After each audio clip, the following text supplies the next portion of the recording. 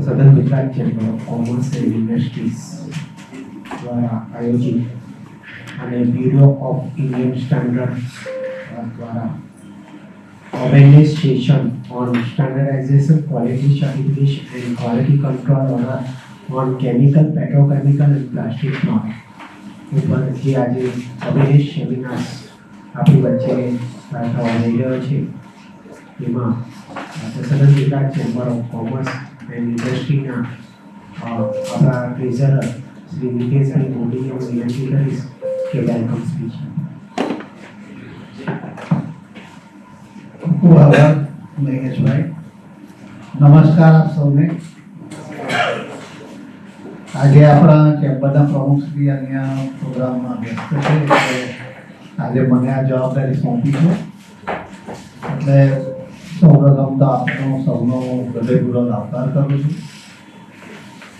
આજનો આપણો programme awareness session on standardisation, quality certification and quality control orders on chemicals, petrochemicals and plastic products. એટલે particularly આ ત્રણ product પર આપણે આજની આ વિષય પર ચર્ચા કરવાના છે. આજના કાર્યક્રમના આપણા મુખ્ય વક્તા BIS સુરત ઓફિસના સિનિયર ડાયરેક્ટર અને હેડ શ્રી શ્રી સાહેબ આપણી સમક્ષ હાજર છે. ચેમ્બરના group chairman Shri Raineshbhai Pachchigar, chemical dyes and intermediates કમિટીના ચેરમેન શ્રી શ્રેયાંશભાઈ ગોયલ અને કમિટીના કો ચેરમેન શ્રી અલ્પેશભાઈ શેખનજીવાલા, ચેતનભાઈ શેખ અમારા કમિટી મેમ્બર અને આપ સૌ ચેમ્બરના સિનિયર મેમ્બરો, વિવિધ ટ્રેડ ઇન્ડસ્ટ્રીમાંથી જે આપ સૌ આવ્યા છે એટલે આપ સૌનું હું હૃદયપૂર્વક હાર્દિક સ્વાગત કરું છું. આજનો આ સેમિનાર જે રીતે મેં તમને વિષય કહ્યો તે જે BIS પર છે. BIS એટલે બ્યુરો ઓફ ઇન્ડિયન સ્ટાન્ડર્ડ્સ. તમને ખ્યાલ છે કે QCO તો આવી ગયું છે આ પ્રોડક્ટ પર. કેમિકલ, પેટ્રોકેમિકલ અને પ્લાસ્ટિકના ક્ષેત્રમાં આપણે ક્વોલિટી કંટ્રોલ ઓર્ડર્સનો જે કાયદો છે તે અમલમાં આવી ગયો છે. પરંતુ સાથે સાથે BISનો પણ સરકાર જો એ બાબતે વિચારે તો BIS નું કેટલું રેલેવન્સ છે, કેટલું ઇમ્પોર્ટન્સ છે તે દરેક બિઝનેસમેને સમજવું ખૂબ જરૂરી છે. તમે સમજી શકો છો કે BIS માત્ર કોઈ પ્રમાણપત્ર નથી, એ કોઈ સર્ટિફિકેટ નથી. તમને એક સર્ટિફિકેટ આપ્યું કે તમારી ગુણવત્તા બરાબર છે, એક માત્ર સર્ટિફિકેટ નથી, પરંતુ BIS નું તમારું ક્વોલિટીનું સર્ટિફિકેટ એ તમારી ઓળખ છે તમારી ટ્રેડ ઇન્ડસ્ટ્રીમાં. અને ખાસ કરીને કેમિકલ, પેટ્રોકેમિકલ્સ અને પ્લાસ્ટિક પ્રોડક્ટ જે છે એ એવી ઇન્ડસ્ટ્રી કે જ્યાં ગૂંચવાડો, અટપટી વાતો ઘણી બધી છે. જે કેમિકલ ઇન્ડસ્ટ્રીઝમાં જેમ કે ચેતનભાઈ છે અને તમે બધા પણ જે આ ઇન્ડસ્ટ્રીમાં છો તો ત્યાં કેટલી અટપટી વાત છે, એટલી બધી સરળ ઇન્ડસ્ટ્રી નથી. તો ત્યાં કઈ રીતે ક્વોલિટી તમારે મેન્ટેન કરવી, ગુણવત્તાસભર માલ કઈ રીતે ઉત્પાદિત કરવો, કે એવી સરકારના જે નીતિ નિયમો છે, રૂલ્સ રેગ્યુલેશન છે તે પ્રમાણે તમે સર્ટિફિકેટ મેળવવાને પાત્ર રહો. જ્યારે આપણા દેશમાં આપણે વાત કરીએ છીએ કે વોકલ ફોર લોકલ અને આત્મનિર્ભર બનો, તો આત્મનિર્ભર બનવા પાછળનો વડાપ્રધાનશ્રીનો જે સંદેશ છે એનો ગર્ભ સંદેશ એ છે કે આપણે જે કંઈ પણ માલનું પ્રોડક્શન કરીએ છીએ, જે ઉત્પાદન કરીએ છીએ કે ગુણવત્તાસભર ઉત્પાદન કરીએ કે જે સરકારે એના જે નીતિ નિયમો રાખ્યા છે, નીતિ નિયમના લેવલ સુધીનું આપણે ઉત્પાદન કરીએ કે જેથી આપણું સમગ્ર અર્થતંત્ર ગુણવત્તા સક્ષમ અર્થતંત્ર બને અને આપણે જે કંઈ પણ માલ કે સેવાનું ઉત્પાદન કરીએ છીએ આપણે વિદેશમાં પણ એની નિકાસ કરી શકીએ. એટલે ફક્ત સર્ટિફિકેટ લેવું, BIS નું લેવું એ માત્રથી આપણે સંતોષ માની નહીં શકીએ. આપ જાણો છો કે છેલ્લા કેટલા દિવસથી જે ટેરિફ વોર ચાલી રહ્યું છે અને 25% ટેરિફ, એના પછી હવે 27 તારીખથી બીજા 25% એ જે ચાલી રહ્યું છે, તો આવનારા દિવસોમાં આ સ્ટાન્ડર્ડાઇઝેશન, ક્વોલિટી સર્ટિફિકેટ અને ક્વોલિટી કંટ્રોલ ઓર્ડર્સ QCO કેટલા અગત્યના છે એ આપ સમજી શકો છો. તેથી જ આપણે આજે આ સેમિનારનું આપણે આયોજન કર્યું છે. આપણી સાથે આપણી વચ્ચે SK સિંહ સાહેબ છે કે જેઓ આ વિષયમાં પારંગત છે. એમણે આપણી વિનંતીને માન આપીને તરત જ આ વિષય પર પોતાનું વિશદ જ્ઞાન પીરસવાની જે વાત સ્વીકારી લીધી છે એ બદલ આપણે એમનો ખૂબ જ આભાર વ્યક્ત કરીએ. એમને પોતાની તૈયારી બતાવી પોતાના વ્યસ્ત સમયમાંથી, અને આપણે આ સેશનમાં ભલે આપણે આટલા છીએ પણ હું કાયમ એવું કહેતો હોઉં છું કે આપણે ક્વોન્ટિટીને પણ ક્વોલિટીમાં આપણે માનીએ છીએ. એટલે આપણે ડાયમંડની વેલ્યુ એક મુઠ્ઠીમાં પણ 10 કરોડના ડાયમંડ હોય, એટલે આપણે બધા ડાયમંડ જ છીએ. ને આપણે એ રીતે આપણે એટલા જ ક્વોલિટી સભર માણસો છીએ કે આપણે લાંબો હોલ મોટો ભરવાની જરૂર નથી. આટલા છે તો હોલ કાફી છે. આપણે સમજીશું તો આપણે બીજા 10 જણને કહીશું, એ બીજા 10 જણને કહેશે, તો આ જે સેમિનાર છે એનો ખરેખર જે અર્થ છે એ સબર થશે. મારી સાથે નૈનેશભાઈ બેઠા છે, એમણે પણ આ પ્રોગ્રામને ઓપ આપવામાં ખાસી મહેનત કરી છે. તો વાતની પ્રારંભિક વાત કરીને મારું સ્વાગત કરો છો ચૂકાવું છું. ખૂબ ખૂબ આભાર. ફરીથી આપ સૌ વધારે તે બદલ આપનો આભાર વ્યક્ત કરું. Thank you Mukeshbhai. The southern Gujarat chamber of commerce એ ઇન્ડસ્ટ્રીનું નેતૃત્વ કરતી એક એવી સંસ્થા છે કે એમાં દરેક ઇન્ડસ્ટ્રીને લગતા કંઈ પણ રજૂઆત જો કેન્દ્ર સરકાર હોય કે રાજ્ય સરકારમાં હોય તો એ તથાગત રીતે આ રજૂઆતો થતી આવી છે. અને આ જે બ્યુરો ઓફ ઇન્ડિયન સ્ટાન્ડર્ડ કે કેટલી પ્રોડક્ટોમાં આ સ્ટાન્ડર્ડ લાગે છે એ પણ સિંઘ સાહેબ પાસેથી જાણવા મળ્યું. ને આજે દર મંથલી અમે દરેક ઇન્ડસ્ટ્રી વાઇઝ આજે આ અવેરનેસ સેમિનાર્સ રાખીએ છીએ. ગયા મહિને અમે હાર્ડવેર અને ફર્નિચર પર રાખેલો, આ વખતે કેમિકલ છે, આવતા મહિને કદાચ યાર્ન, ટેક્સટાઇલ, દરેક ક્ષેત્ર પર ડાયમંડ, જ્વેલરી ક્ષેત્રે દરેક ક્ષેત્રમાં જે BIS લાગે છે એના દરેક અવેરનેસ સેમિનાર અમે બ્યુરો ઓફ ઇન્ડિયન સ્ટાન્ડર્ડ સાથે જોઈન્ટલી ચેમ્બર ઓફ કોમર્સ કરી રહી છે. તો આજે હું વચ્ચે સીએ મિતેશભાઈ મોદીને વિનંતી કરીશ કે આપણા મહેમાન SK સિંઘ સાહેબનું ફેલિસિટેશન બુકે અને મોમેન્ટોથી કરે.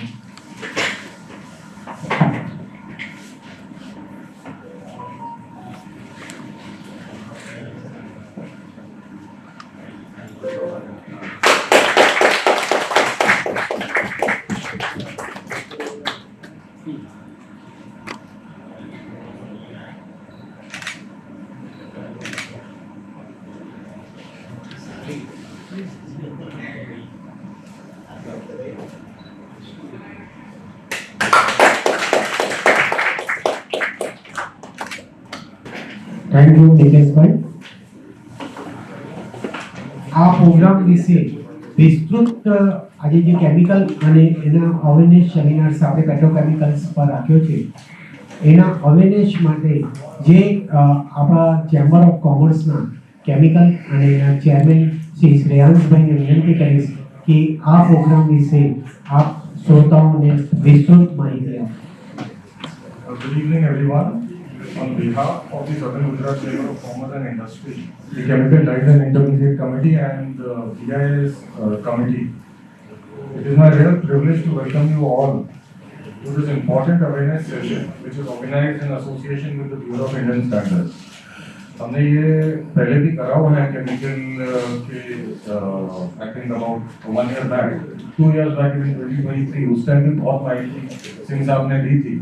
जब हमारे ध्यान है जब सर्टेन अपने केमिकल्स जो काफ़ी जिनको असर हो रहा था मिथनॉल और वो सब उनके ऊपर स्टैंडर्ड्स लगने वाले थे, तो उसके बारे में भी सर ने काफ़ी बताया था.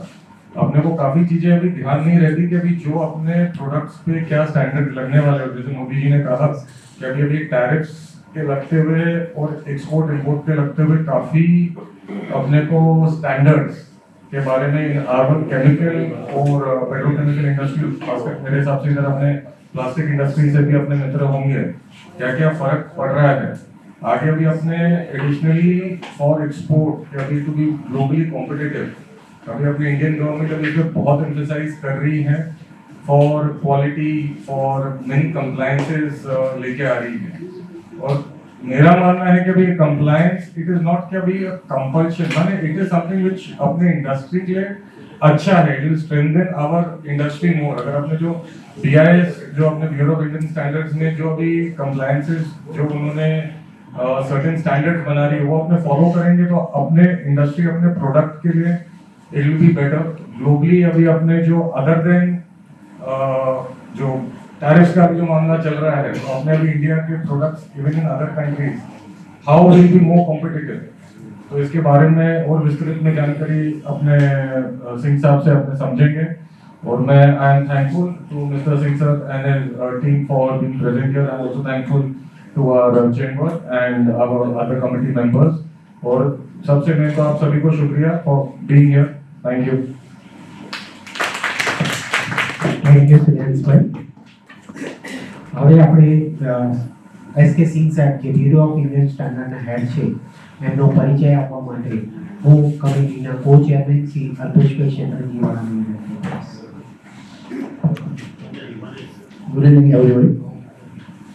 Brief introduction of SK Singh, Secretary of Senior Director and Head, BIS Surat.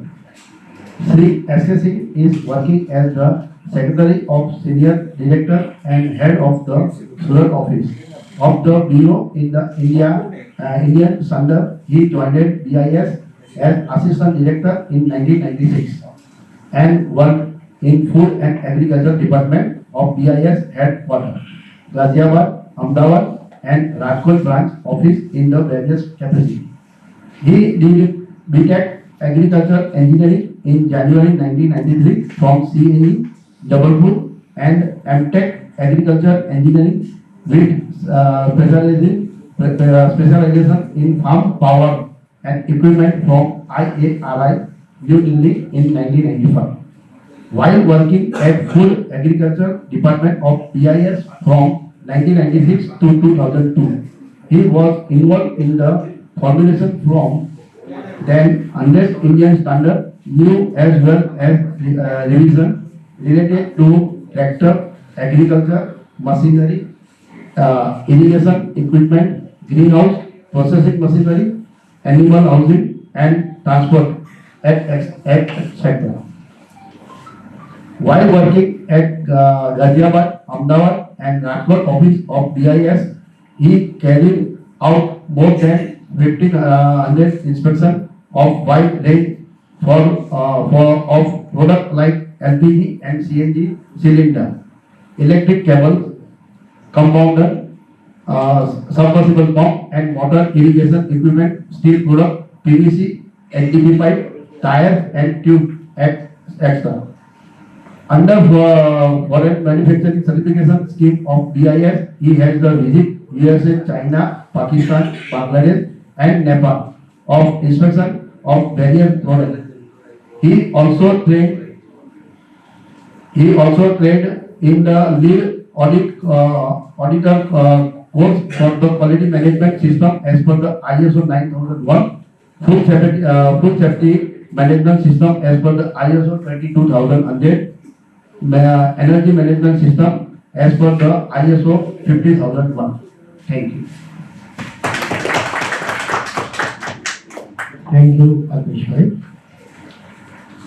Chemical, petrochemical અને પ્લાસ્ટિક પ્રોડક્ટ્સ પર જે BISનું અમલીકરણ થાય છે એના માટેની વિસ્તૃત જાણકારી માટે હું આજના અમારા ચેમ્બર ઓફ કોમર્સના ગેસ્ટ શ્રી SK સિંહ સાહેબને વિનંતી કરીશ કે આપ हमारा इंडस्ट्रियलिस्ट आ विषय माहिती.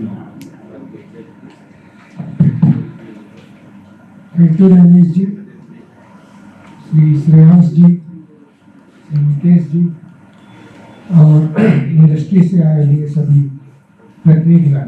सबसे पहले तो मैं south Gujarat chamber of commerce का धन्यवाद देना चाहूँगा, प्रेसिडेंट साहब का और सभी एग्जीक्यूटिव्स का, जो हमें प्लेटफॉर्म हर महीने या ये कहें रेगुलरली पिछले 3 सालों से उपलब्ध करा रहे हैं, ताकि हम आप सबको स्टैंडर्ड्स और क्वालिटी के बारे में जानकारी दे सकें. भारत सरकार द्वारा जो नए क्वालिटी कंट्रोल ऑर्डर्स लाए जाते हैं अलग अलग प्रोडक्ट्स, उसके बारे में जानकारी दे सकें. BIS में सर्टिफिकेशन लेना है उसकी सारी प्रोसीजर बता सकें. तो इसमें निश्चित रूप से आपका सहयोग हमें काफ़ी आगे बढ़ने में हेल्प करता है और मुझे इस बात पर गर्व है और आप सबको भी होगा कि हमारे देश में टोटल 38 ब्रांचेज है BIS की जो सर्टिफिकेशन करती हैं, और 2024-25 में हमने सूरत ऑफिस ने पूरे देश में सबसे ज्यादा नए लाइसेंस ग्रांट किए हैं। 530 नए लाइसेंस हमने पिछले एक साल में ग्रांट किए हैं। जब हमारी जर्नी 2021 में यहाँ पर नया ऑफिस खुला था, उस समय हमारे पास सिर्फ 1000 कुछ सर्टिफिकेशन लाइसेंस होते थे। आज 5 साल के भीतर हम 2300 का फिगर लगभग पहुंच रहे हैं, जबकि थोड़े बहुत कुछ कैंसिल होते हैं, एक्सपायर होते हैं। उसके बावजूद भी हर साल 15 से 20% का 20% के आसपास का ग्रोथ मिलता है। उसके लिए यहाँ की इंडस्ट्री और आप सब लोगों का एंटरप्रेन्योरशिप और क्वालिटी के प्रति अवेयरनेस बहुत बड़ा कंट्रीब्यूटर है, और इसी वजह से शायद मैं 5 साल तक यहाँ पर रहा हूँ। अदरवाइज सामान्यतः हम लोगों के लेवल में, सीनियर लेवल में 3 साल से ज़्यादा मौका नहीं मिलता है। तो इस बात को देखते हुए मैनेजमेंट ने कि मतलब यहाँ पर ठीक काम हो रहा है और सारे टारगेट्स और वो सब हम मीट कर रहे हैं, तो इसमें आप सबका बहुत बहुत धन्यवाद, और गुजरात चैम्बर ऑफ कॉमर्स का भी। तो हम इस तरह के कार्यक्रम आयोजित क्यों करते हैं, उसका मेन कारण है, हम अगर मैन्युफैक्चरर हैं तो कुछ ना कुछ मटेरियल है, जो रॉ मटेरियल हम परचेज करते हैं, कुछ प्रोडक्ट्स हम बनाते हैं। अगर हम ट्रेडर हैं तो सारी चीज़ें ले करके और सेल करते हैं। अगर 2014 से पहले बात करें तो हार्डली 140 प्रोडक्ट्स होते थे जिनके ऊपर कंपलसरी सर्टिफिकेशन था। 2014 से अब तक ये संख्या बढ़कर, अगर सिर्फ स्टैंडर्ड्स के नंबर में बात करें तो 720 है, लेकिन अगर प्रोडक्ट्स की बात करें तो ये उससे भी ज़्यादा है, क्योंकि एक स्टैंडर्ड कई सारे प्रोडक्ट्स को कवर करता है।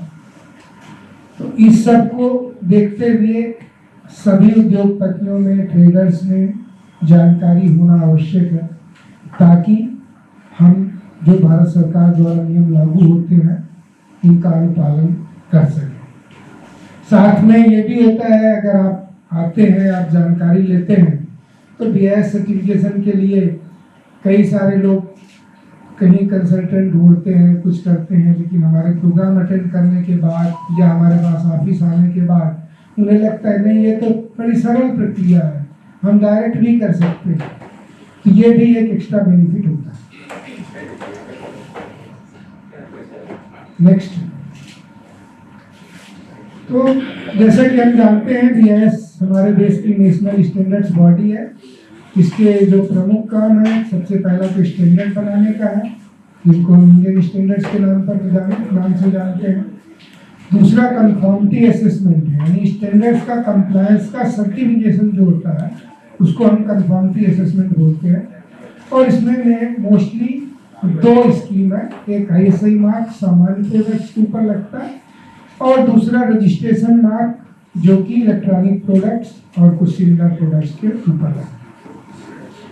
प्रोडक्ट्स की टेस्टिंग के लिए लेबोरेटरीज है BIS की, और करीब 350 से ज़्यादा लेबोरेटरीज जो प्राइवेट इंडस्ट्रीज की हैं या गवर्नमेंट की हैं या पब्लिक सेक्टर की हैं, उनको रिकॉग्नाइज कर रखा है BIS ने। कंज्यूमर प्रोटेक्शन के लिए कंज्यूमर अवेयरनेस प्रोग्राम्स हम काफ़ी सारे ऑर्गेनाइज करते हैं। स्टूडेंट्स के लिए प्रोग्राम ऑर्गेनाइज करते हैं, इंजीनियरिंग कॉलेज में स्टूडेंट्स में अवेयरनेस लाने के लिए स्टैंडर्ड्स क्लब्स हमने वो किए हैं, स्टेब्लिश किए हैं, और पूरे देश में 10,000 से ज़्यादा स्टैंडर्ड्स क्लब्स आज की डेट में BIS के काम कर रहे हैं। एक एक्टिविटी वर्ष 2000 में स्टार्ट की थी, सोने की शुद्धता का सर्टिफिकेशन के लिए हॉलमार्किंग स्कीम, वो अभी बहुत जोर शोर से चल रही है, और करीब देश के 356 जिलों में भारत सरकार द्वारा सोने के ऊपर हॉलमार्किंग, सोने की ज्वेलरी के ऊपर हॉलमार्किंग कंपलसरी की है।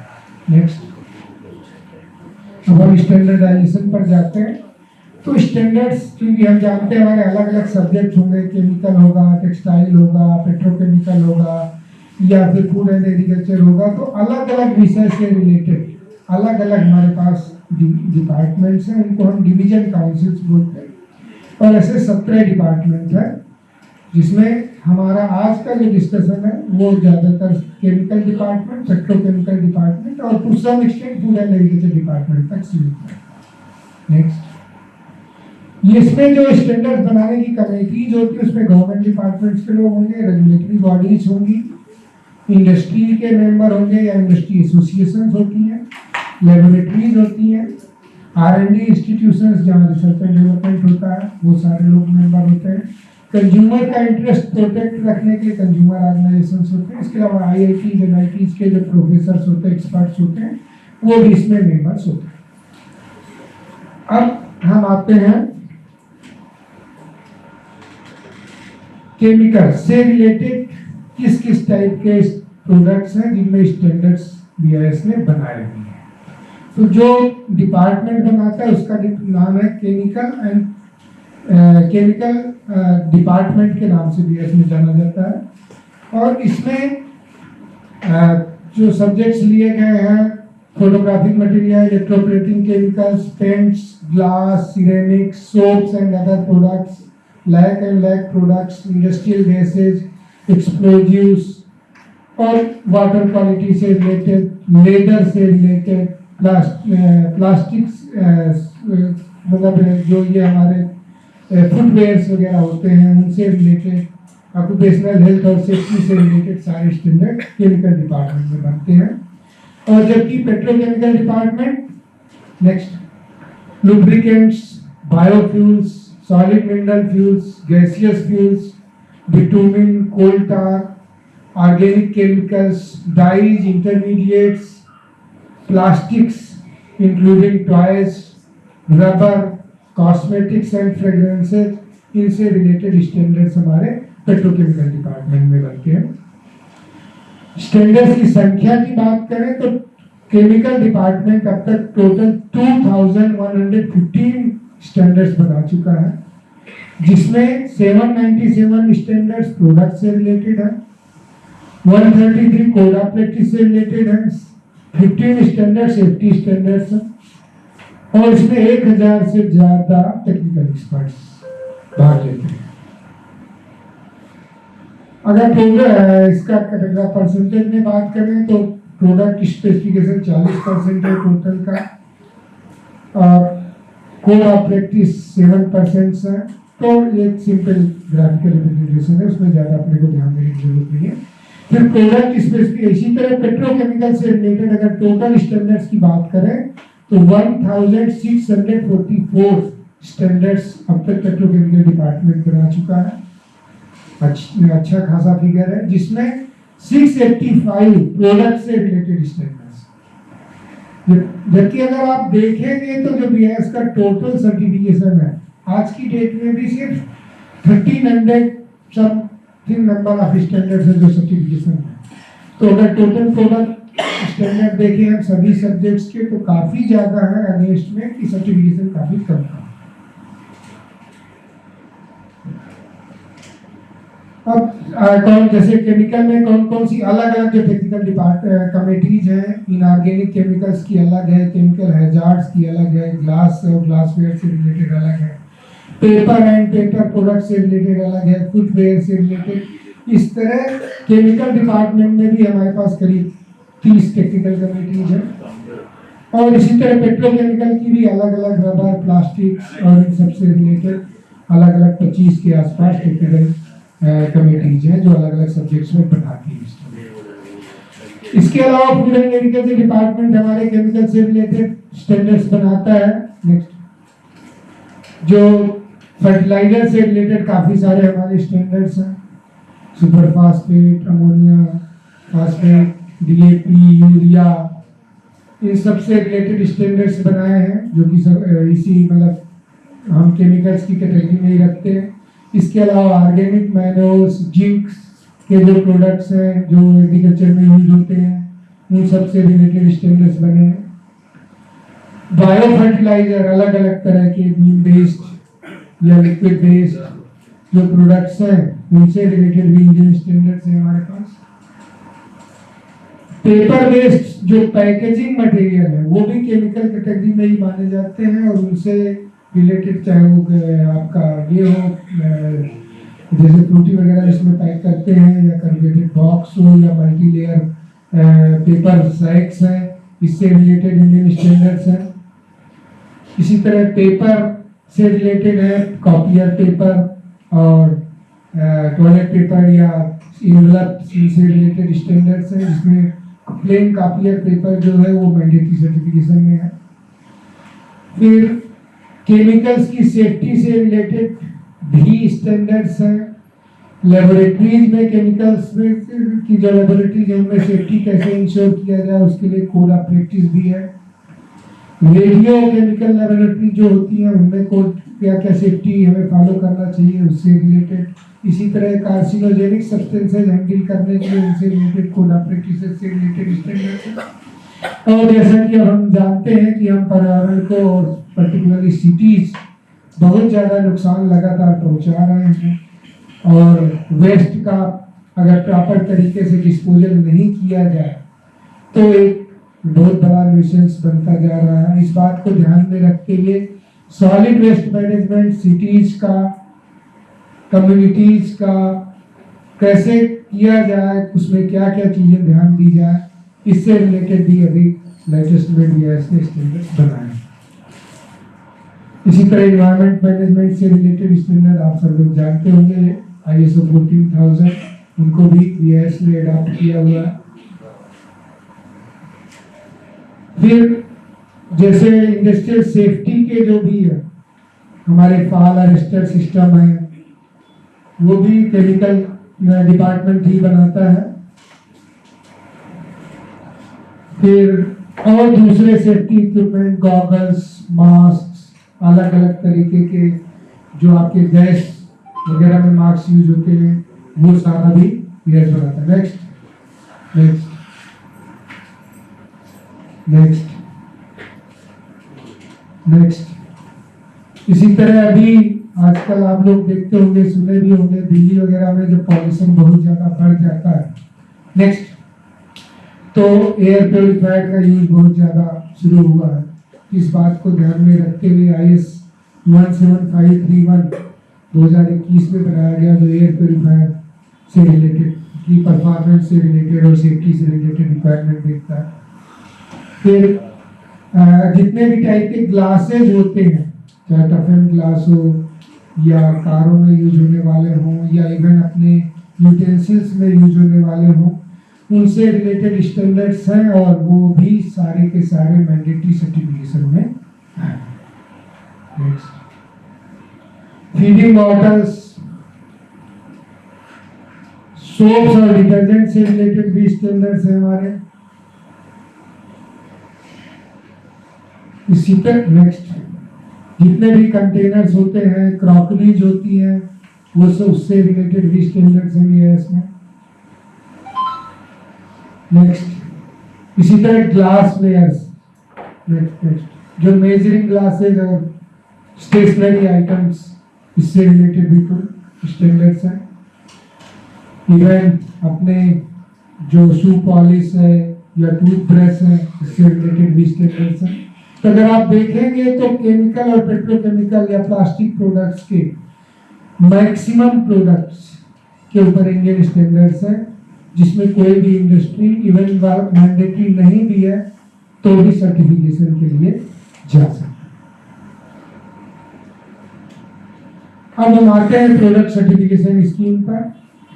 तो बीआईएस का product certification scheme ISI mark 1955 में स्टार्ट किया गया था और मोस्टली वॉलंटरी था, लेकिन अब तक भारत सरकार लगभग 720 प्रोडक्ट्स को कंपल्सरी सर्टिफिकेशन में ला चुकी है, और पूरे देश में बीआईएस के 50,000 से ज़्यादा स्टैंडर्ड्स सर्टिफिकेशन लाइसेंसेज हैं, और करीब 1395 प्रोडक्ट्स के ऊपर सर्टिफिकेशन है। ये हमारे अलग अलग मार्क है। इसी तरह जब कोई प्रोडक्ट कंपल्सरी सर्टिफिकेशन में आ जाता है तो चूंकि आप लोग उसका इंपोर्ट अगर करना चाहते हैं तो वो नहीं कर सकते अनटिल अनलेस वहाँ की कंपनी के पास सर्टिफिकेशन है। उस बात को ध्यान में रखते हुए BIS ने वर्ष 2000 में foreign manufacturer certification scheme launch की थी और इसके अंतर्गत मोर देन 1700 लाइसेंसेस अलग अलग देश में अलग अलग प्रोडक्ट के लिए दिए गए हैं। और अगर आज की डेट में देखें तो मेरे ख्याल 1500 से 2000 नए एप्लीकेशंस अलग अलग स्टेज में। इसके अलावा इलेक्ट्रॉनिक प्रोडक्ट्स में department of electronics and telecommunication ने करीब 75 प्रोडक्ट्स के ऊपर कंपलसरी रजिस्ट्रेशन में डाला हुआ है और ये स्कीम एक अलग तरीके से चलती है। इसमें क्या होता है कि जो भी आपका इलेक्ट्रॉनिक प्रोडक्ट होता है, चाहे कि मोबाइल हो, बैटरी हो, बैटरी चार्जर हो, तो उन सब में रजिस्ट्रेशन कंपलसरी होता है। तो BIS रिकॉग्नाइज्ड लैब से उनका टेस्टिंग करा करके और रजिस्ट्रेशन के लिए अप्लाई किया जाता है, वो मॉडल के लिए रजिस्ट्रेशन सर्टिफिकेट इशू हो जाता है। जैसा कि बताया मैंने कि हमने जो भी मैनेजमेंट सिस्टम है, ISO 9000 है, 14000 है, 22000 है, 50000 है, 45000 है, OSAS या जो भी है, वो सारे इंटरनेशनल स्टैंडर्ड्स BIS ने भी अडॉप्ट किए हुए हैं और इन सब के अगेंस्ट में मैनेजमेंट सिस्टम भी BIS सर्टिफाई करता है। तो अगर और साथ में ये भी है कि अगर आपने किसी और संस्था से ऑलरेडी ले रखा है और आप BIS में स्विच ओवर करना चाहते हैं तो वो प्रोविजन भी BIS ने दे रखा है। तो और जब आप BIS से सर्टिफिकेशन लेंगे तो BIS का प्लस पॉइंट क्या है कि BIS के जो ऑडिटर्स होते हैं, क्योंकि प्रोडक्ट सर्टिफिकेशन में काम कर चुके होते हैं, तो जो उनका प्रोडक्ट से रिलेटेड नॉलेज है वो बेनिफिट एज ए ऑडिटर आपको मिलता है। तो आप मेरा आपसे रिक्वेस्ट है कि अगर पॉसिबल हो तो आप BIS में मैनेजमेंट सिस्टम सर्टिफिकेशन के लिए भी अप्लाई कर सकते हैं या स्विच ओवर के लिए भी अप्लाई कर सकते हैं। और ये सर्टिफिकेशन हमारा मैनेजमेंट सिस्टम का रीजनल लेवल पर होता है, तो हमारे गुजरात और महाराष्ट्र के लिए बॉम्बे ऑफिस से होता है। ये अलग अलग सर्टिफिकेशन है मैनेजमेंट के। नेक्स्ट, अब हम आते हैं मैंडेटरी सर्टिफिकेशन की। जैसा कि पहले बताया कि ज्यादातर प्रोडक्ट्स हमारे वॉलंटरी सर्टिफिकेशन में, लेकिन भारत सरकार अलग अलग कारणों से पब्लिक इंटरेस्ट, ह्यूमन, एनिमल और प्लांट के प्रोटेक्शन के लिए, एनवायरमेंट की सेफ्टी के लिए, अनफेयर ट्रेड प्रैक्टिसेस के लिए और नेशनल सिक्योरिटी की रीजंस की वजह से किसी भी प्रोडक्ट को कंपलसरी सर्टिफिकेशन में ला सकते हैं। एक बार अगर वो प्रोडक्ट कंपलसरी सर्टिफिकेशन में क्वालिटी कंट्रोल ऑर्डर ला करके और इम्प्लीमेंट हो जाता है तो वो प्रोडक्ट फिर बिना BIS के सर्टिफिकेशन के ना तो बनाया जा सकता, ना बेचा जा सकता, ना स्टॉक किया जा सकता और ना ही इम्पोर्ट किया जा सकता। अब ये हमारे प्रोडक्ट्स हैं कुछ जिनमें कंपलसरी सर्टिफिकेशन के कुछ एग्जांपल्स हैं।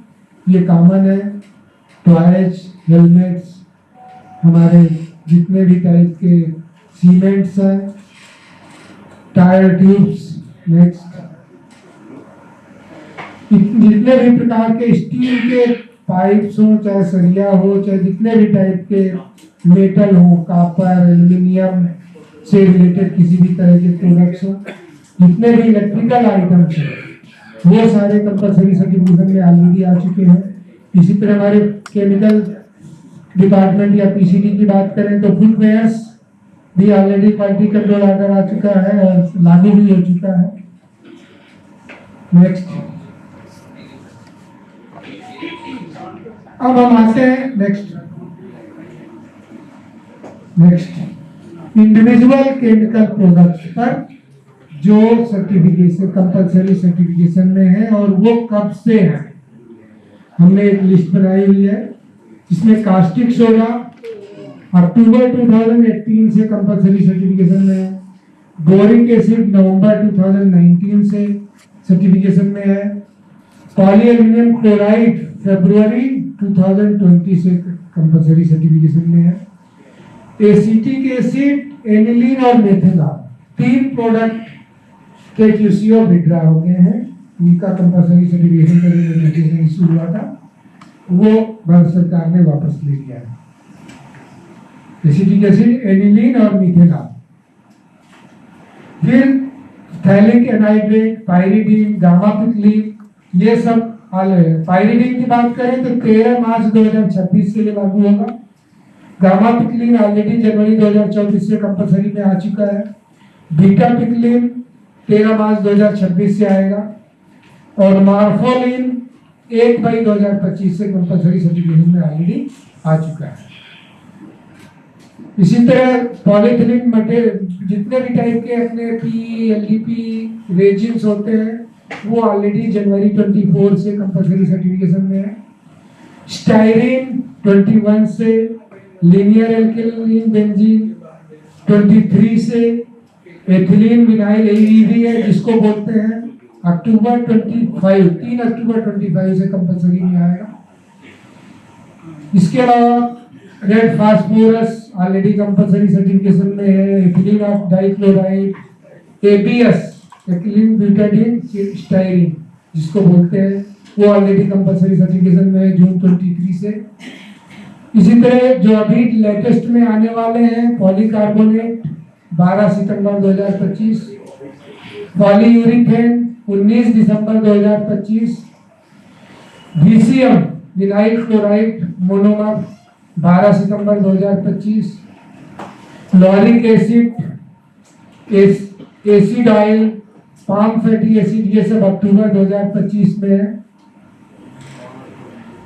माइलेटरी के ऑलरेडी क्यूसीओ आए हुए हैं। इसी तरह जितने भी टाइप के शूज और बूट्स हैं वो जितने भी टाइप के स्लीपर, सैंडल, स्पोर्ट्स शूज 1 जुलाई 2025 से ऑलरेडी कंपलसरी सर्टिफिकेशन में आ चुके हैं। उनको सिर्फ दिसंबर तक के लिए या कुछ और दिनों के लिए जो पुराना स्टॉक है उसको बेचने का परमिशन दिया हुआ भारत सरकार ने, लेकिन बाकी मैन्युफैक्चरिंग सभी कैटेगरीज के लिए स्मॉल, मीडियम, सभी के लिए कंपलसरी 1 जुलाई 2025 से हो चुका है। और ये सूच के ही देखें कम से कम हमारे 24 स्टैंडर्ड है जिनके ऊपर सर्टिफिकेशन। फिर लेबोरेटरी ग्लासवेयर जो यूज होते हैं हमारे वो भी कंपलसरी सर्टिफिकेशन में अगस्त 2024 से आ चुके हैं जितने भी टाइप के।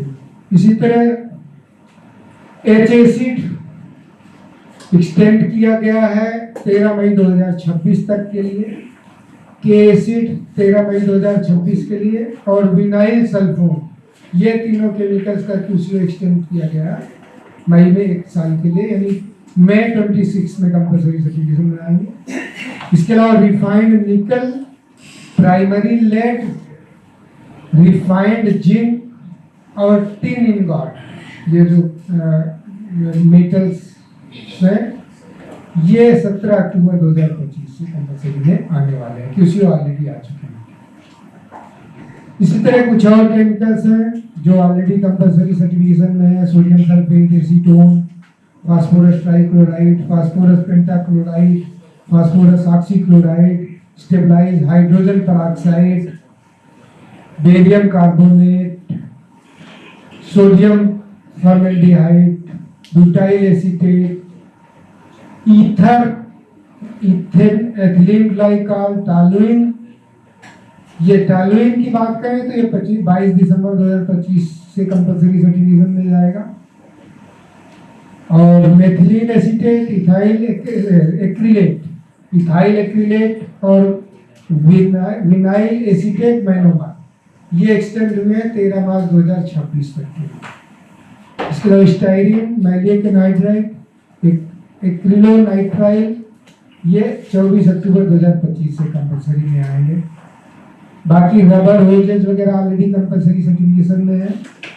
ग्लासेस जितने भी टाइप के सेफ्टी ग्लासेस वो ऑलरेडी मार्च 24 से कंपलसरी सर्टिफिकेशन में है। अब मेन बात 2 चीजें होती हैं, इनमें से कुछ प्रोडक्ट हमारे ऐसे होंगे जिसमें हम as a raw material use करते होंगे, तो हमें ये ध्यान देना है कि अगर हम डोमेस्टिक ले रहे हैं तो हम उससे लें जिसके पास BIS सर्टिफिकेशन हो, और अगर इंपोर्ट कर रहे हैं तो भी उससे मैन्युफैक्चरर से इंपोर्ट करें जिसके पास FMCS स्कीम में फॉरेन मैन्युफैक्चरर पास सर्टिफिकेशन है।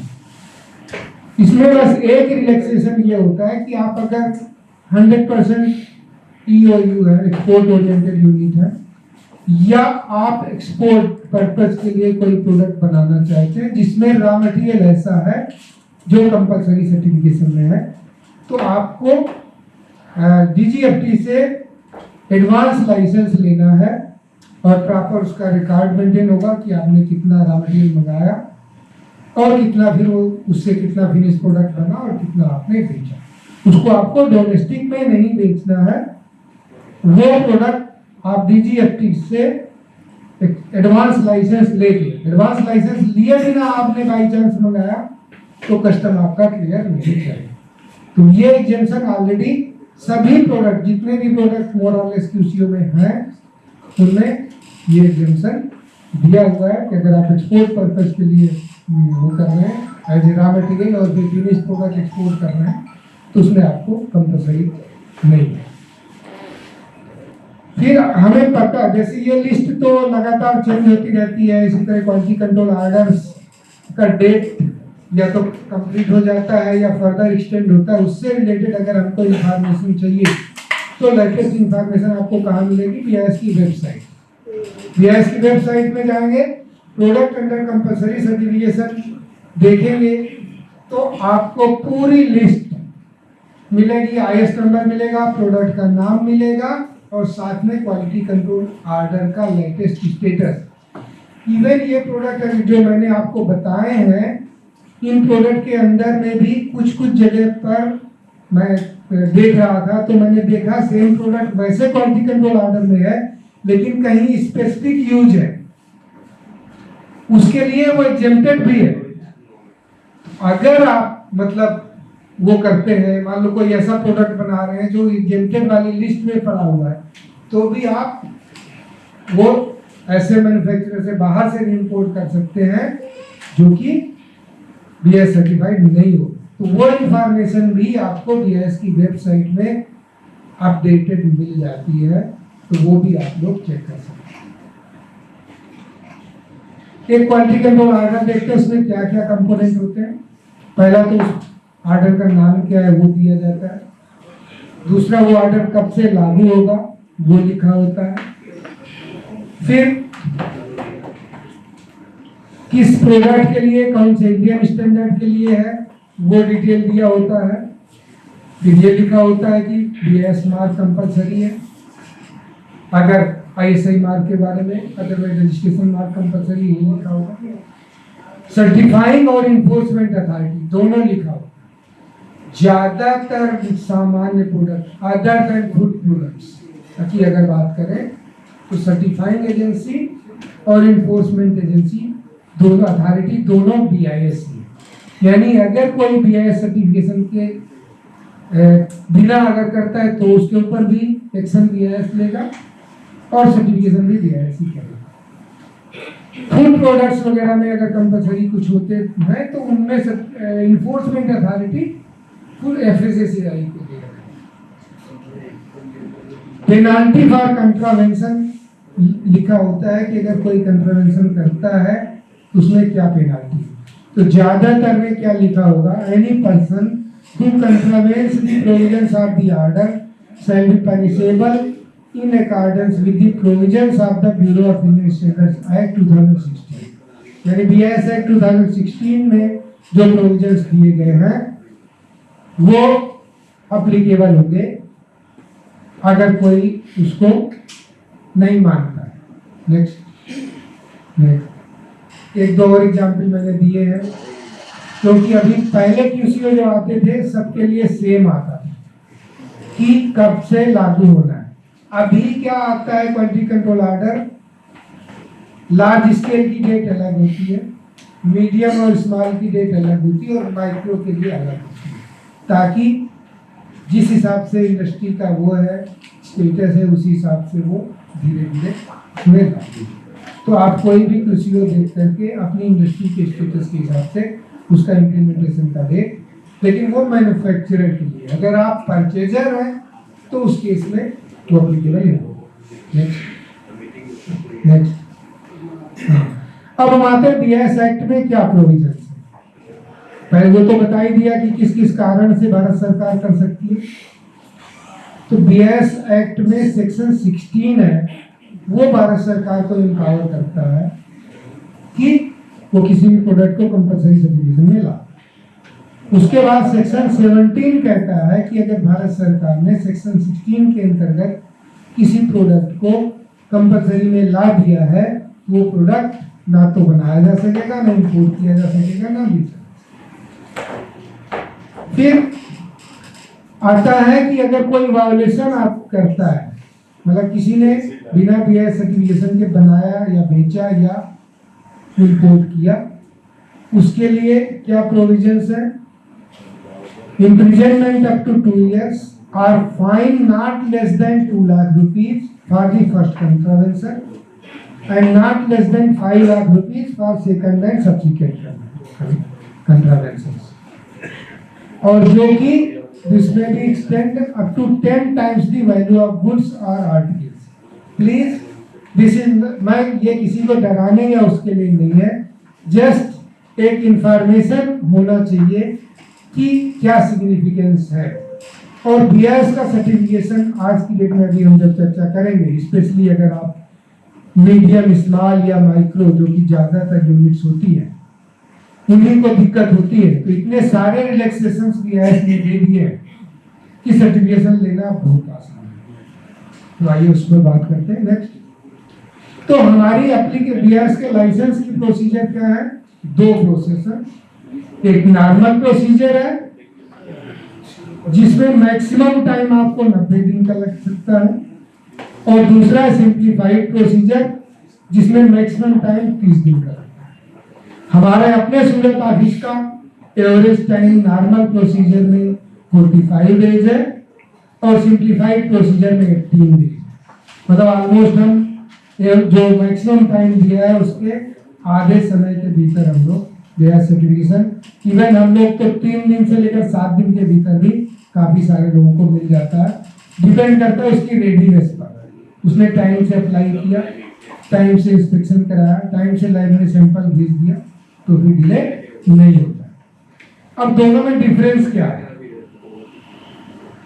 नॉर्मल प्रोसीजर में आप एप्लीकेशन सबमिट करते हैं, बीआईएस का ऑनलाइन पोर्टल है, एप्लीकेशन का स्क्रूटनी होती है, प्रिलिमिनरी इंस्पेक्शन होता है, सैंपल ड्रा होता है, लैब में जाता है, लैब से रिपोर्ट आने के बाद लाइसेंस ग्रांट हो जाता है। ये हमारी नॉर्मल प्रोसीजर है। सिंप्लीफाइड प्रोसीजर में क्या है, आप सबसे पहले रजिस्ट्रेशन करेंगे एप्लीकेशन अपना बीआईएस के पोर्टल में, फिर वहां पर आपके पास सैंपल टेस्ट कराने का एक ऑप्शन आएगा, आप उसको सैंपल टेस्ट कराएंगे लैब में, बीआईएस रिकॉग्नाइज्ड लैब में भेज करके, लैब आपका सैंपल टेस्ट करके रिपोर्ट अपलोड कर देगी, आप उसके बाद अप्लाई करेंगे। उसमें क्या होगा कि विजिट के जस्ट बाद आपकी टेस्ट रिपोर्ट के बेसिस पर आपको लाइसेंस मिल जाएगा, इसीलिए उसमें टाइम कम है। नेक्स्ट,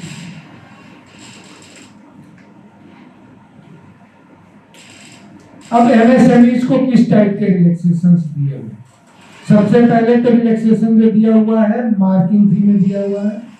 मार्किंग फी एक फी है जो बीआईएस आपसे चार्ज करती है। इसके पीछे कारण क्या है कि बीआईएस रेगुलरली बाद में आपके सैंपल टेस्ट कराती है, उनके टेस्टिंग चार्जेस बीआईएस खुद पे करती है, तो उन सब के एक्सपेंसेस कवर करने के लिए मार्किंग फी लेती है। लेकिन एमएसएमईज को डिस्काउंट है, जो मीडियम स्केल है उनको लार्ज के कंपेरिजन में 20% डिस्काउंट है, जो स्मॉल स्केल कंपनियां हैं उनको 50% डिस्काउंट है, और जो माइक्रो स्केल कंपनियां उनको 80% डिस्काउंट है। इसी तरह अगर कोई एमएसएमई में वुमेन एंटरप्रेन्योरशिप है, यानी अगर पार्टनरशिप है तो मोर देन 50% पार्टनर वुमेन है, प्रोप्राइटरशिप है तो प्रोप्राइटर अगर वुमेन है, तो या स्टार्टअप है कोई रजिस्टर्ड स्टार्टअप तो उसको 50% डिस्काउंट। अगर ऊपर का डिस्काउंट ले लिया है उसने तो 10% एक्स्ट्रा डिस्काउंट और मिलता है वुमेन और स्टार्टअप। इसी तरह नॉर्मली क्या होता है कि बीआईएस का जो सर्टिफिकेशन मिलता है उसके लिए लेबोरेटरी की रिक्वायरमेंट होती है, लेकिन बहुत सारे प्रोडक्ट को क्वालिटी कंट्रोल ऑर्डर में आने से लेबोरेटरीज का रिलैक्सेशन एमएसएमईज को दिया हुआ है। उसमें पहला रिलैक्सेशन तो ये है कि वो अगर उनके पास नहीं है तो बीआईएस रिकॉग्नाइज्ड लैब से वो अपना एक क्वालिटी एश्योरेंस प्लान दे करके उसके हिसाब से रेगुलरली टेस्टिंग बाहर से करा। मान लीजिए लैब बहुत कॉस्टली है कोई ऐसा प्रोडक्ट है। दूसरा ऑप्शन क्या है, 5 यूनिट 10 यूनिट एक जगह एक शहर में है 10-15 किलोमीटर 20 किलोमीटर की दूरी पर है तो वो अपनी एक क्लस्टर की लेबोरेटरी बना सकते हैं और वो फैसिलिटी 5-10 यूनिट को एक साथ कहकर एक लैब लगा दिया और उसके बेसिस पर आपने 5 यूनिट में 10 यूनिट में सर्टिफिकेशन ले लिया तो सब मिलकर के लैब मेंटेन करेंगे, एक्सपेंसेस कम हो जाएंगे, मैन पावर के एक्सपेंसेस कम हो जाएंगे, लैब के इक्विपमेंट शेयर हो जाएंगे। तो एक बेनिफिट ये दिया है। मतलब पहला तो ये है बीआईएस रिकॉग्नाइज या एनएबीएल एक्रेडिटेड लैब से करा लो या फिर आपस में मिलजुल करके लैब खोल लीजिए और उसको यूज करिए। नेक्स्ट, हाँ अब जैसे जो क्लस्टर बेस्ड उसमें क्या प्रोविजन है। एक तो ऑप्शन ये है कि मान लीजिए 4 या 5 या 6 फैक्ट्रियां हैं अलग अलग जगह पर और उन्होंने कहीं पर एक किसी एक सेंट्रलाइज प्लेस में लैब लगा ली है, वो हो सकता है। नेक्स्ट, दूसरा ऑप्शन क्या हो सकता है कि किसी एक के प्रीमाइसेस में लैब है बाकी सब उसके साथ शेयर करें। दोनों ही चीजें परमिटेड है। ये नहीं है कि लैब आपको इंडिपेंडेंट जगह पर ही लगाना है, सिर्फ आपको एग्रीमेंट करना है कि हाँ ये लैब सब लोग मिलकर के रन करेंगे और हम अपना सैंपल रेगुलरली भेज करके टेस्टिंग करा करके रिपोर्ट आपके पास भेजेंगे। फॉलो प्रोसीजर क्या है ग्रांट जो बीआईएस का मैंने जो प्रोसेस बताई, लाइसेंस ग्रांट हो गया, उसके बाद उससे हम क्या करते हैं, आपको एक scheme of inspection and testing provide, या तो आप उसके हिसाब से अपने प्रोडक्ट को टेस्ट करते हैं कि आपको डेली करना है, ये पैरामीटर 7 दिन में करना है, ये पैरामीटर 1 महीने में करना है, डिपेंडिंग ऑन कैसे वो क्वालिटी को इफेक्ट करता है या आपका प्रोसेस कंट्रोल कितना अच्छा है और कितना वो है। दूसरा वो फॉलो करोगे आप, और दूसरा क्या है, हम लोग फैक्ट्री से और मार्केट से रेगुलर सैंपल ड्रा करते हैं और वो हम टेस्टिंग कराते हैं और कंसिस्टेंटली क्वालिटी मेंटेन करवाते हैं। तो ये दोनों तरीके से बीआईएस सुनिश्चित करता है कि जो भी मैन्युफैक्चरर को सर्टिफिकेशन दिया गया है उसका प्रोडक्ट बीआईएस के हिसाब से है कि नहीं है। अब हमको सर्टिफिकेशन अगर लेना है तो कैसे लेना है, तो एक हमारा पोर्टल है manakonline.in। आप जब इस पोर्टल में जाते हैं तो आपके पास जो ऑप्शन आता है उसमें प्रोडक्ट, क्योंकि हमारा कंफर्मिटी असेसमेंट जैसे बताया मैंने, सर्टिफिकेशन कंफर्मिटी असेसमेंट है, तो आपको कंफर्मिटी असेसमेंट में जा करके अगर आप पहले से लाइसेंसी नहीं है तो आपको एक यूजर आईडी क्रिएट करना है। नेक्स्ट, यूजर आईडी का ऑप्शन आएगा क्रिएट अकाउंट, तो आप अपना यूजर आईडी क्रिएट करेंगे, आपके ईमेल में वेरिफिकेशन लिंक आएगा, उसको क्लिक कर देंगे, वेरीफाई हो जाएगा। फिर आपको वो यूजर आईडी यूज करके आपको लॉगिन करना है।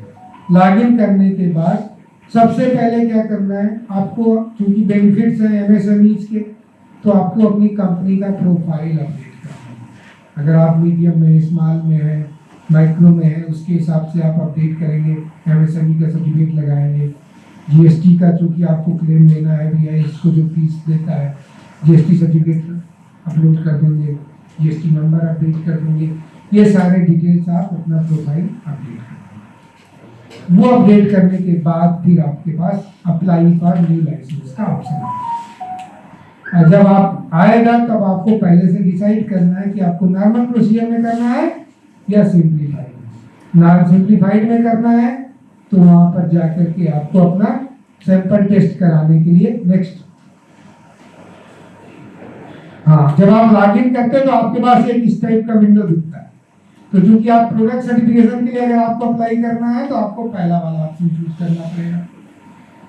किसी को रजिस्ट्रेशन भी FMCS में करना है तो दूसरा है। रजिस्ट्रेशन का अलग अलग ऑप्शन आते हैं, तो प्रोडक्ट सर्टिफिकेशन वाले में आपको जाकर के फिर अप्लाई का न्यू लाइसेंस का ऑप्शन करना होगा। नेक्स्ट सैंपल टेस्ट कराएंगे, टेस्ट कराने के बाद वो रिपोर्ट अपलोड होगी। अब ये ध्यान देना है कि लैब को आपको बिना सिस्टम से टेस्ट रिक्वेस्ट जनरेट किए हुए अपने से सैंपल नहीं जमा करना। कई बार लोगों से गलती ये हो जाती है कि वो डायरेक्ट सैंपल जमा करके रिपोर्ट ले लेते हैं। पहले तक 2 या 3 साल पहले तक वो परमिटेड था, लेकिन उसमें कुछ लैब मैनिपुलेशन करने लगी थी कि मान लीजिए आपका सैंपल बैक डेट में दिखा दिया, रिपोर्ट आपको इशू कर दिया। उस बात को वो करने के लिए, काउंटर एक्ट करने के लिए ये कर दिया कि एटलीस्ट अब आप ये नहीं कर पाएंगे कि मेरे पास 1 महीने पहले सैंपल आ रहा। जिस दिन आपने टेस्ट रिक्वेस्ट जनरेट करी उसके 2 दिन 3 दिन बाद ही लैब में पहुंचेगा, उसके बाद टेस्ट होगा और वो रिपोर्ट आपके पोर्टल में अपलोड हो जाएगी। उसको हम भी कभी भी देख सकते हैं। तो वो रिपोर्ट अपलोड जब हो जाए तभी आप अप्लाई करेंगे, अगर आप सिंप्लीफाइड में अप्लाई करेंगे। नॉर्मल में करते हैं तो आप डायरेक्ट एप्लीकेशन सबमिट कर सकते हैं। नेक्स्ट ये सारी प्रोसेस उसमें दी हुई कि कैसे कैसे आपको करना है। अब हम आते हैं, हम एज ए मैन्युफैक्चरर हैं, हमारा कोई रॉ मटेरियल है जो हमें ISI मार्क लेना है, वो जेन्युइन है कि नहीं। हम ट्रेडर हैं, हमने जो BIS का सर्टिफिकेशन का प्रोडक्ट, BIS सर्टिफाइड प्रोडक्ट हम लोग खरीद रहे हैं या बेच रहे हैं, उसके पास वैलिड लाइसेंस है कि नहीं, वो हमें वेरीफाई करना है। तो आपको अपने स्मार्टफोन में BIS केयर ऐप डाउनलोड करना है। इसमें सारे प्रोविजंस दिए हुए हैं। सबसे पहला प्रोविजन तो ये है कि आपको ISI मार्क जेन्युइन है कि नहीं वो वेरीफाई करना है। तो प्रोडक्ट के ऊपर लाइसेंस नंबर दिया होता है, आप वो डालेंगे तो वो लाइसेंस नंबर, उसकी वैलिडिटी, कहाँ पर मैन्युफैक्चरर है, वो सारा डिटेल्स आ जाएगा। इसी तरह हॉलमार्क की हुई ज्वेलरी आपने खरीदी है, उसमें HUID नंबर होता है 6 डिजिट का, वो आप डालेंगे तो आपको ये पता चल जाएगा। क्योंकि जैसे आज की डेट में दूसरा मैन्युफैक्चरिंग हो गया है, ज्वेलरी में भी आज की डेट में मैक्सिमम वही सिस्टम हो गया है। मैन्युफैक्चरर अलग हो गए, होलसेलर अलग हो गए, तो बना कोई और रहा है, बेच कोई और रहा है। तो आपने एक्चुअल में जिसने हॉल मार्किंग कराई है, आपको उसका डिटेल्स भी वहां से मिल जाएगा। इसके अलावा इलेक्ट्रॉनिक प्रोडक्ट का रजिस्ट्रेशन मार्क आप क्रॉस वेरीफाई कर सकते हैं जेन्युइन है कि नहीं। कंपलसरी लिस्ट है जो प्रोडक्ट्स की, वो यहाँ पर भी अवेलेबल है। मोबाइल में भी आप कभी भी वेरीफाई कर सकते हैं। आप एज ए मैन्युफैक्चरर आपने कुछ खरीदा है एज ए रॉ मटेरियल या एज ए ट्रेडर, उसकी क्वालिटी सही नहीं मिली है, तो उसकी कंप्लेंट का भी, ऑनलाइन कंप्लेंट का भी प्रोविजन इसी में दिया हुआ है। किसी भी प्रोडक्ट को टेस्ट करने वाली लेबोरेटरी कौन कौन सी, उसके डिटेल्स भी इसमें दिए हुए हैं। तो सारे BIS की इंफॉर्मेशन जो वेबसाइट में अवेलेबल है, वो मोर और लेस सारे BIS केयर ऐप में मोबाइल ऐप के थ्रू भी आप एक्सेस कर सकते हैं। नेक्स्ट, ये कैसे करना है वो सारा दिया हुआ है। नेक्स्ट, हाँ, कई बार सिर्फ हमको, हमारे पास पहले ये होता था मोबाइल BIS केयर ऐप नहीं था, तब हमारे पास यही ऑप्शन होते थे कि जेन्युइन है कि नहीं, हम वेरीफाई कैसे करें। तो सिर्फ ISI मार्क लगा है, लाइसेंस नंबर IS नंबर नहीं लिखा, वो जेन्युइन नहीं है। एज पर ISI स्पेसिफिकेशन लिखा है, वो जेन्युइन नहीं होगा। फिटेड विथ ऐसा कुछ लिखा है, वो भी जेन्युइन नहीं होगा। कुछ थोड़ी बहुत इधर उधर करके मार्क बना दिया है, वो भी जेन्युइन नहीं होगा। तो ये सारे विजुअल पता करने की ऑप्शन है कि वो सही है कि गलत है। जो जेन्युइन होगा, प्रॉपर इस टाइप का सिंबल होगा, उसमें आईएस नंबर होगा, उसके साथ लाइसेंस नंबर लिखा होगा, वो जेन्युइन सिंबल है। नेक्स्ट, ये हमारे सूरत ऑफिस का पता है, ईमेल आईडी है। आप कभी जो बीएसएनएल में गुड़गांव रोड में बीएसएनएल की जो बिल्डिंग है, उसमें फर्स्ट फ्लोर पूरा हमने वो रेंट पर ले रखा है। और एक बात मैं जरूर कह सकता हूँ कि आपको ऑफिस में घुसने के बाद आपको ये नहीं लगेगा कि आप सरकारी नौकरी में हैं। इस बात की मेरी गारंटी है। कुछ नहीं तो आप ऑफिस देखने के लिए आ जाए, इंफॉर्मेशन जो देना है उसे। Thank you. कोई क्वेश्चन आंसर હોય કઈ બી પૂછવું હોય તો તમે પૂછી શકો છો।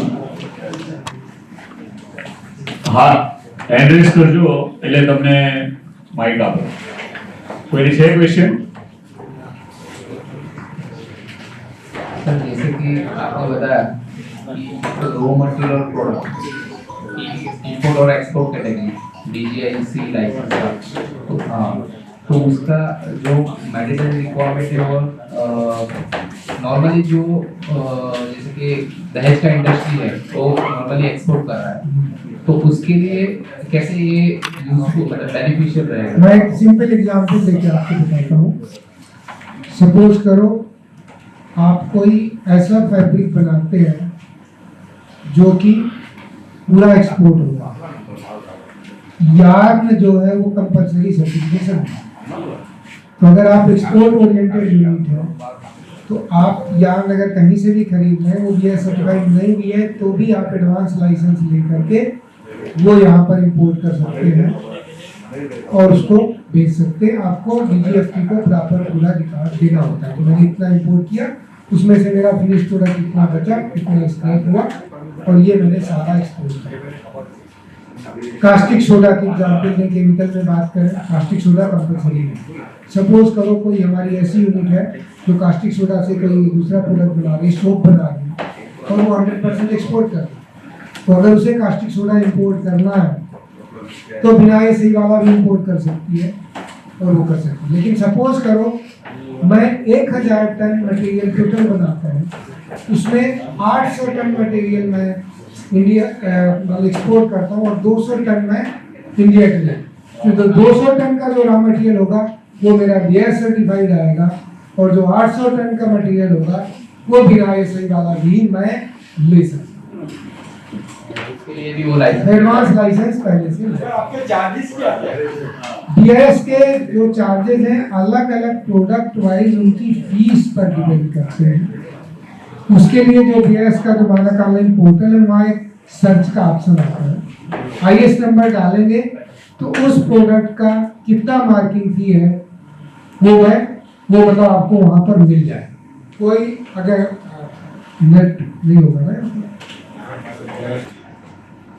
सर एक और क्वेश्चन है सर, माने जैसे आपने बताया जो प्रोडक्ट्स ऑलरेडी BIS के अंडर है इंपोर्ट के लिए, तो अगर हमने कोई इंपोर्ट किया तो विदाउट BIS हम इंपोर्ट हमें परमिशन नहीं मिलेगी या हमें इधर हमने नॉन BIS भी इंपोर्ट कर सकते हैं बाद में अगर पता चला, या भी हमें लाइसेंस ही नहीं मिलेगा? जैसे हम इथेनॉल करते हैं US से इंपोर्ट, तो भाई हम अभी उधर वो चेक नहीं करते वो BIS स्टैंडर्ड है क्या नहीं, तो वो ये है। लागू हो चुका है अच्छा, तो आपको इमीडिएट ऑर्डर देने से पहले चेक करना है कि उसके पास FMCS के अंदर में वो है कि तो सर हमें जैसे काफी जगहों को पता ही नहीं होगा कि भाई वो प्रोडक्ट के वेबसाइट में लिस्ट ऑफ और फॉरेन मैन्युफैक्चरर सर्टिफिकेशन का पूरा कंप्लीट लिस्ट है। ओके, कंट्री वाइज भी आप सॉर्ट कर सकते हैं, प्रोडक्ट वाइज भी सॉर्ट कर सकते हैं।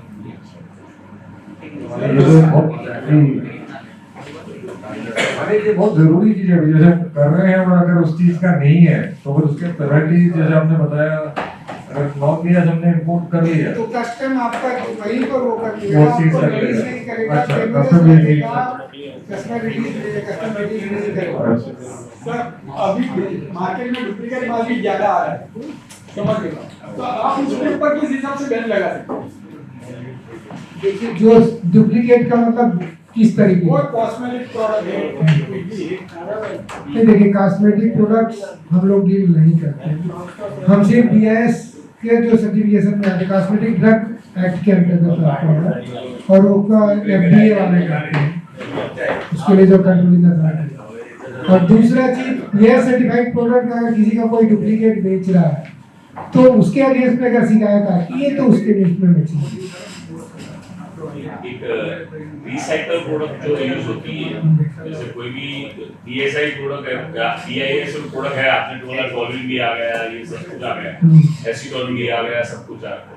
अब वो प्रोडक्ट को गवर्नमेंट रिसाइकल करके यूज करने को परमिट करती है, जैसे पेंट इंडस्ट्रीज में थिनर है या वॉशिंग पर्पस के लिए यूज होता है, तो उसके अंदर स्टैंडर्ड कैसे फॉलो होता है? नहीं, दो चीजें हैं। पहली चीज तो ये है कि अगर आप स्टैंडर्ड देखेंगे उसमें क्लियरली पैरामीटर्स दिए हुए हैं, ठीक है, कि ये पैरामीटर्स हैं, तो जो प्रोडक्ट वो पैरामीटर की रिक्वायरमेंट अप्लाई करेगा,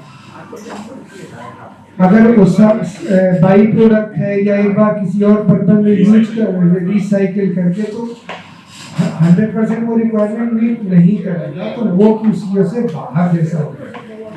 तो उसके लिए कोई नॉर्म्स है कि भाई उसके लिए कोई प्रॉब्लम्स हैं या कुछ बीआईएस के इसमें नहीं है, इंडस्ट्री स्पेसिफिक या डिपार्टमेंट स्पेसिफिक उनके गाइडलाइंस अलग होते हैं।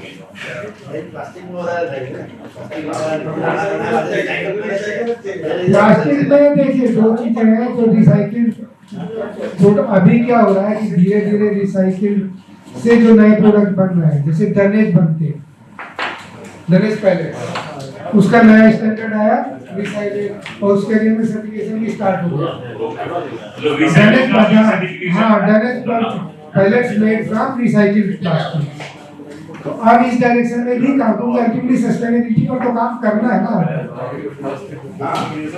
हाँ, तो कंपोस्टेबल प्लास्टिक पर भी आगे, तो we are moving towards that.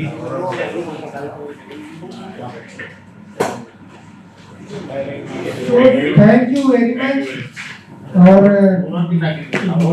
वो डिनर है सबके लिए, क्या क्या किया? एक क्वेश्चन इम्पोर्ट मशीनरी करिए तो मशीनरी ऊपर डीएसआई नंबर इसी कहना स्पेयर पार्ट ऊपर जरूरी है। नहीं, देखिए वो थोड़ी से जो मशीनरी के ऊपर ओमनिबस टेक्निकल OTR जो आया हुआ है, ओमनिबस टेक्निकल रेगुलेशंस जो आए हैं, पहला चीज उसमें 1 साल के लिए एक्सटेंशन हो गया है। दूसरा उसमें क्लियर कट HSN कोड के साथ उसमें लिस्ट दी हुई है कि कौन कौन सी मशीनरी के ऊपर वो OTR लागू होने वाला। तो आपको वहां से लिस्ट देखना है, HSN कोड देखना है, और वो मशीनरी की सेफ्टी से रिलेटेड है, तो ओवरऑल मशीनरी का है। बीआईएस की वेबसाइट में भी है, list of products under compulsory certification scheme wise आता है, स्कीम 1, स्कीम 2, स्कीम 4, स्कीम 10। तो OTR स्कीम 10 में है, तो स्कीम 10 का मैंडेटरी का लिस्ट देखेंगे तो आप OTR स्कीम 10 में आप मालिक ऑनलाइन पर देखेंगे तो आपको कौन से मशीनरी और स्पेयर पार्ट बीआईएस की वेबसाइट में OTR में जाएंगे तो वो पूरा HSN कोड के साथ मशीनरी का लिस्ट, स्टैंडर्ड्स का लिस्ट सब कुछ થેન્ક યુ વેરી મચ સિંહ સાહેબ, આપને ખૂબ જ સરસ રીતે BIS શું છે અને એની જાણકારી અને એની વેબસાઇટ પર કેવી રીતે તમારે વર્ક કરવાનું અને કેવું ઇઝીલી તમે BIS સર્ટિફિકેશન લઈ શકો એની ખૂબ જ સરસ રીતે જાણકારી આપી, એ બદલ આપનો ખૂબ ખૂબ આભાર. થેન્ક યુ શ્રેયાંશભાઈ ગોયલ, જે ચેરમેન પેટ્રોકેમિકલ્સ અને ડાઈઝ ઇન્ટરમીડિયેટના ચેરમેન છે. તેમણે આ સરસ આયોજન કર્યું આ પ્રોગ્રામનું, અને આવું આયોજન ચેમ્બર તરફથી આગળ થતું રહે અને BIS વિશે અથવા પેટ્રોકેમિકલ્સને રિલેટેડ તમે આવા પ્રોગ્રામ કરતા રહો, એ બદલ આપનો ખૂબ ખૂબ આભાર. Thank you very much chamber of commerce and industries. Thank you.